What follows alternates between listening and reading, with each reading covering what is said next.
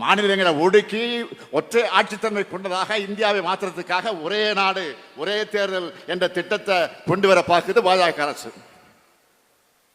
ஒரே நாடு ஒரே தேர்தல் சாத்தியம் இல்லாதது. இதை சொன்னா என்ன சொல்றாங்க? 1967 வரைக்கும் நாடாளுமன்றத்திற்கு சட்டமன்றத்திற்கு ஒன்னாதான தேர்தல் நடந்துச்சுன்னு சொல்றாங்க. அப்போ இந்திய நாட்டுடைய மக்கள் தொகை என்ன? இப்போ மக்கள் தொகை என்ன? அன்றைய இந்தியாவும் இன்றைய இந்தியாவும் ஒன்றா?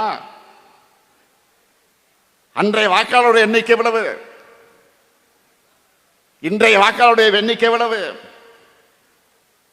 ஆதாரத்தோடு சொல்லுகிறேன். 28 மாநிலங்கள், 8 யூனியன் பிரதேசங்கள் இருக்கு. 4000க்கு மேற்பட்ட சட்டமன்ற உறுப்பினர்களை தேர்வு செய்யணும். இது சாத்தியமா?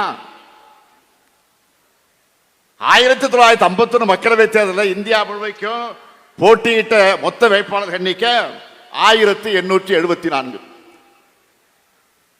ஆனா 2024 தேர்தலில் 8360 பேர் போட்டியிட்டாங்க. அன்றைய தேர்தலும் இன்றைய தேர்தலும் ஒன்னா?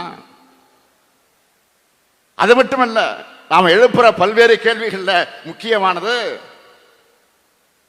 இவங்களால நாடாளுமன்றத்திற்கு ஒரே கட்டமா தேர்தல் நடத்த முடிஞ்சுதா? நடந்து முடிஞ்ச நாடாளுமன்ற தேர்தலை 7 கட்டங்களாகத்தான் நடத்த முடிஞ்சது. நாடாளுமன்ற தேர்தலையே ஒரே கட்டமாக நடத்த முடியாதவங்க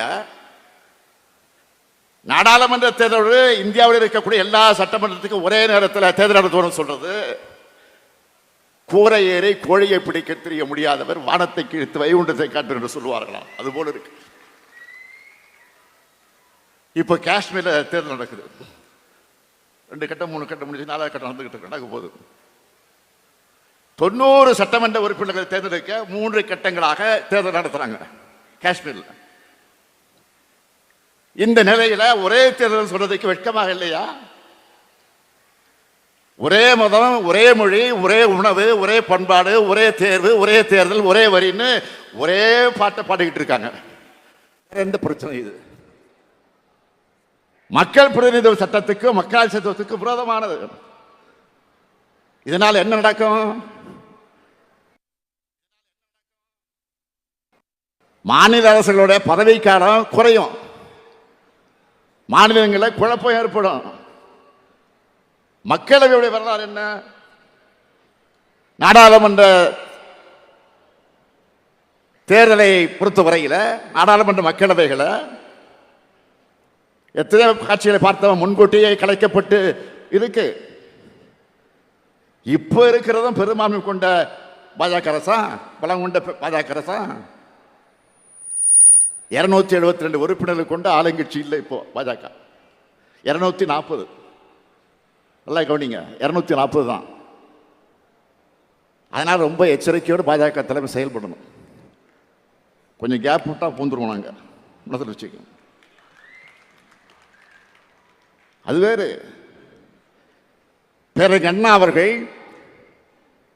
நாடாளுமன்ற மாநிலங்களை சொன்னதைத்தான் நம்மளுக்கு நான் சொல்ல விரும்புகிறேன். நமது அரசியல் அமைப்பு சட்டத்தின் கூட்டாட்சி, அந்த முறையில் இருக்கக்கூடிய பல ஒற்றைத்தன்மைகளை எதிர்த்து போராடுகின்ற ஒரு தாக்குதல் முன்னணியாக நீங்கள் திராவிட முன்னேற்ற கழகத்தை கருதி கொள்ளுங்கள் அண்ணா முழங்கினார். அதே முழக்கத்தில் நான் சேர்த்து சொல்வது, அந்த தாக்குதல் முன்னணியில் திராவிட முன்னேற்ற கழகம் மட்டுமல்ல, இங்கே இருக்கிற தோழமை கட்சிகளும் சேர்ந்துள்ளது.